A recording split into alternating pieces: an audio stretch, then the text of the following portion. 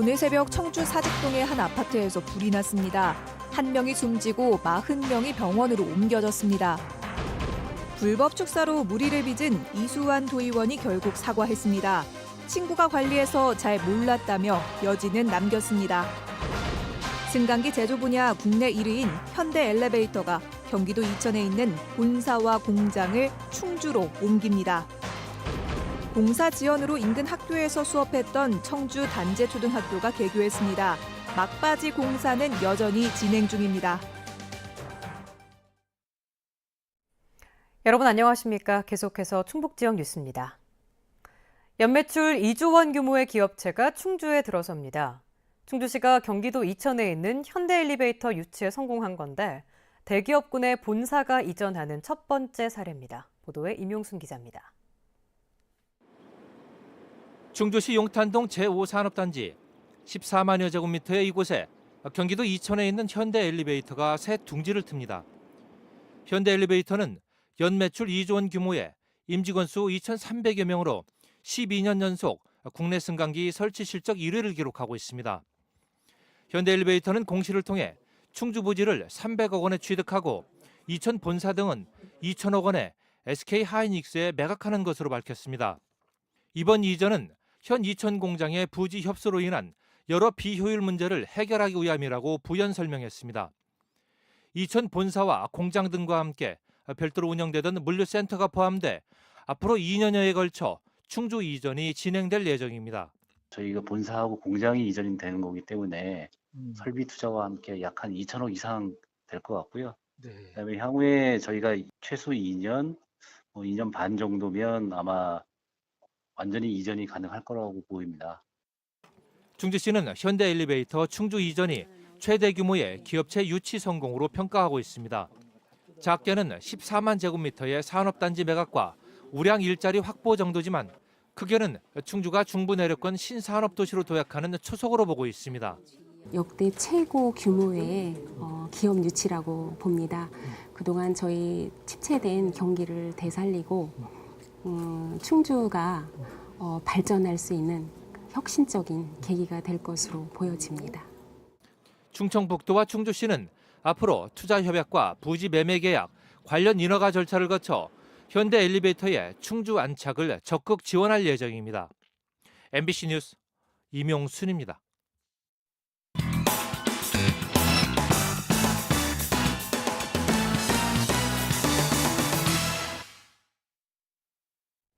네, 중소기업 성장을 위한 MBC 충북의 기획보도, 오늘은 중소기업의 인력난 실태를 살펴보겠습니다. 중소기업 인력난에는 외면받는 고졸 취업이 자리 잡고 있는데요.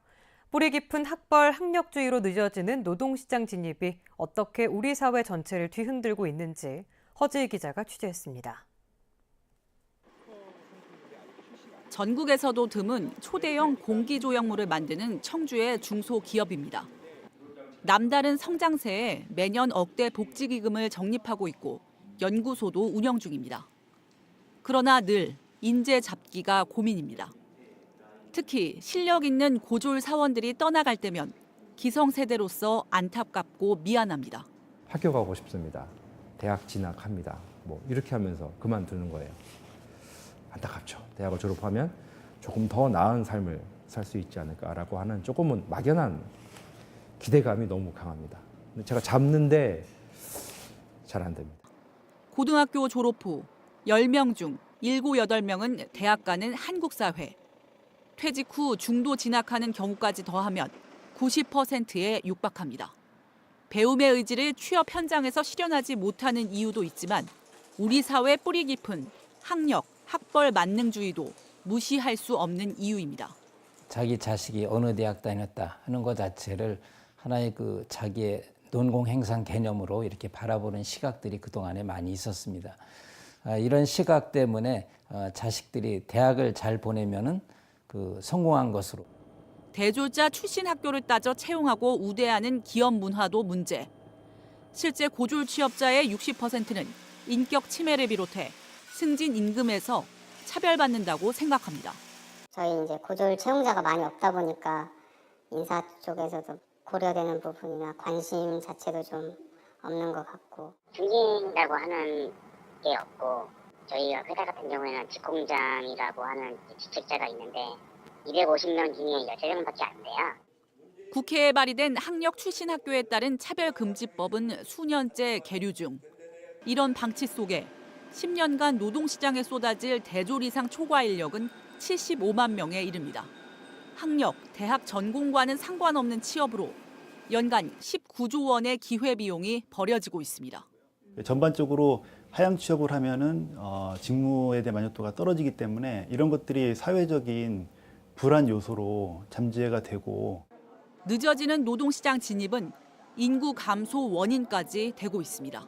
취업 안 되다 보니까 취업 재수를 하지 않습니까? 그다음에 또 심지어 또 졸업 유예까지 하게 되고 이러다 보니까 20대 후반이 아니라 30대 초중반에 노동시장에 진입하게 되죠. 그러면은 결혼 시기가 늦어진다는 얘기죠. 그다음에 결혼 시기가 늦어지다 보니까 아이 낳는 시기도 늦어지고 그러다 보니까 저출산에 크게 영향을 미치죠. 이런 추세로 앞으로 40년 후면 생산 인구 1명이 유소년과 고령자 1명을 먹여 살려야 합니다. 다양한 성장 경로를 발굴하는 것은 외면한 채 우리 모두가 키운 학벌 학력 만능주의 사회. 우리 기업과 경제, 나아가 국가의 미래까지 뒤흔드는 위기의 원인으로 돌아왔습니다. MBC 뉴스 허재입니다. 농장에 불법으로 축사를 짓고 분뇨 처리 시설 관리를 엉망으로 한 이수환 충청북도 의원이 결국 사과했습니다. 도의회 건설환경 소방위원장을 맡고 있어서 비판의 목소리가 더 컸었는데요. 그런데 친구가 관리해 잘 몰랐었다며 여지를 남겼습니다. 정재영 기자입니다. 이수환 충북도의원 소유의 농장은 말 그대로 불법 투성이었습니다. 축사 2동과 창고 등을 허가 없이 짓는가 하면 기존 축사 면적도 2,300여 제곱미터나 마음대로 늘렸습니다.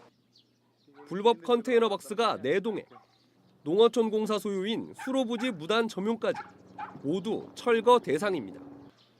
퇴비 건조장으로 허가받은 곳에서 신고도 없이 염소를 30마리나 키운 사실도 드러났고 가축 분뇨 유출 방지 시설도 설치하지 않는 등 과태료 부과만 4건입니다. 환경 쪽에서는 이 처리시설 설치 기준 위반을 확인했고요. 그리고 처리시설 면적 변경에 대해서 변경 신고 미행한 건을 발견해가지고 과태료 부과를 2건 했습니다. 읍내 땅의 불법 건축물이 추가로 드러나고 야당의 사퇴 압박까지 더해지며 수세에 몰린 이수환 의원. 도의회에도 나오지 않으며 일주일 넘게 함구하던 이 의원이 결국 사과했습니다. 친구가 관리하고 있어 불법 사실 대부분을 알지 못했다며 적발된 문제들을 조속히 개선하겠다고 밝혔습니다. 또 악취 등의 주민 불편이 지속되면 농장을 폐쇄하겠다고 말했습니다. 12월 달까지 마무리예요. 그래서 임대가 연장이 불가라는 통보를 했고 정비하셔도 또 문제가 대두되고 그러면 축사를 접으려고 생각을 합니다. 일단 급한 불은 껐지만 민원이 가장 많았던 악취 배출 기준 초과 여부는 아직 결과가 나오지 않은 상황. 지난해까지 2년 연속 기준을 넘긴 전력이 있는 만큼 또 한 번 홍역을 치를 가능성이 남아 있습니다. MBC 뉴스 정재영입니다. 패스트트랙 정국에서 국회 내 충돌과 관련해 충북 국회의원들 가운데 자유한국당 박덕흠, 이종배 국회의원이 고발됐습니다. 박덕흠 의원은 지난달 25일 경호권이 발동된 이후 의안과를 막는 과정에서 형법상 특수공무집행 방해 혐의와 국회법을 어긴 혐의로 정의당에 의해 고발됐습니다. 이종배 의원도 지난달 25일 체입의 국회의원실에 들어가 출입을 막는 등 특수주거침입과 특수감금 혐의로 검찰에 고발됐습니다. 증평, 진천, 음성, 괴산 등 중부 4군 단체장들이 상생과 협력을 위한 공유도시를 추진합니다. 중부 4군 군수들은 주민 생활과 밀접한 환경과 사회 간접 자본 등에서 협력 사업을 발굴해 공동으로 추진하고 권역 발전을 위한 공동사업에도 힘을 모으기로 했습니다. 청와대와 국가균형발전위원회는 최근 열린 현장 간담회에서 인접지역 간 협력을 강화하고 혁신적인 사업 모델을 추진하면 국가 차원에서 적극적으로 지원하겠다고 밝혔습니다. 공사 지연으로 개교가 늦어져 2달 동안 다른 학교에 흩어져 있던 청주 단재초등학교 학생들이 드디어 새 학교로 등교했습니다. 설렘과 기쁨으로 축제 분위기였는데 막바지 공사는 며칠 더 이어질 예정입니다. 조미애 기자입니다. 공사가 늦어져 코앞에 학교를 두고도 2달 동안 다른 학교들에 흩어져 생활하던 수백 명 학생들이 드디어 집 앞 새 학교로 등교하는 날. 학생들과 부모 모두 발걸음이 가볍습니다. 걸어서 올 수가 있고 이제 친구들하고도 같이 올 수 있으니까 아이가 혼자도 다닐 수 있고요. 훨씬 마음이 놓이죠. 기념사진을 찍는 부모들, 정문에서부터 학생들을 반갑게 맞이하는 교원들, 포도리와 함께 교통안전지도에 나선 경찰 등 학교는 축제 분위기입니다. 아직 여러 가지 미비한 점이 있다고 생각들 하시겠지만 차근차근 준비해서 안전한 그런 교육과정 운영이 되도록 하겠습니다. 법정 관리 상태에서 공사를 맡았던 주 도급업체가 공사를 진행하지 못하고 건설 노동자들의 체불임금도 발생하면서 우여곡절을 겪었던 단제 쪽. 전날까지도 예정대로 개교할 수 있을지 조마조마했습니다. 부랴부랴 공사를 마치고 준공검사를 받은 게 전날 오후 5시 반. 등교하고 또 운동하는 데 지장 없게끔 그래서 최종 마무리를 하기까지 제가 현장에서 상주를 하면서 직접 눈으로 확인한 후에 준공검사를 했습니다. 내부와 주변 시설 등 주된 공사는 마무리됐지만 아직 일부 외벽 마감재 작업은 남은 상황. 아이들 안전이 중요하니까요. 이제 아이들 등교일에는 이제 공사나 이런 거는 하지 마시고 이제 주말에 이렇게 공사해 주셨으면 부탁드렸습니다. 학생과 학부모, 교원 모두가 염원하던 개교가 이루어지며 한시름 덜어낸 가운데 최종 공사는 휴일을 활용해 오는 6일 마무리될 예정입니다. MBC 뉴스 조미애입니다. 오늘 새벽 청주의 한 아파트에서 불이 나 20대 대학생이 숨지고 입주민 40명이 병원으로 옮겨졌습니다.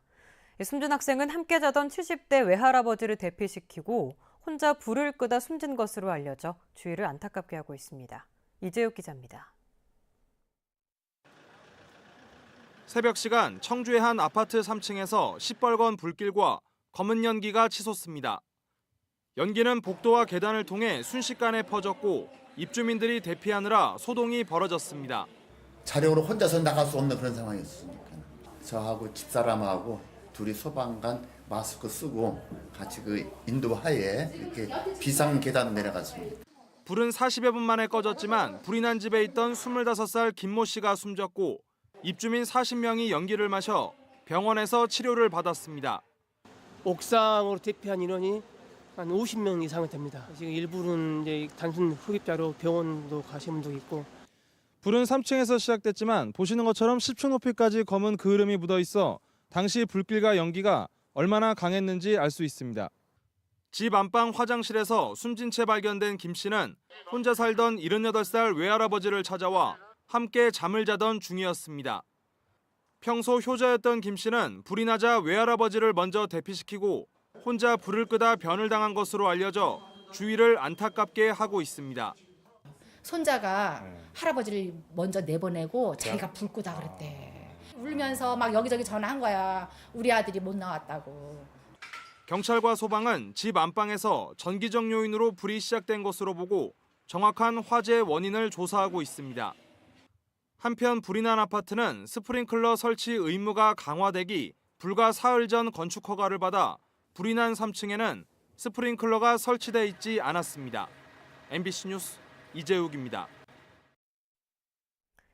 지역 문화예술 생태계를 만들기 위한 제천문화재단이 출범식을 갖고 공식 운영에 들어갔습니다.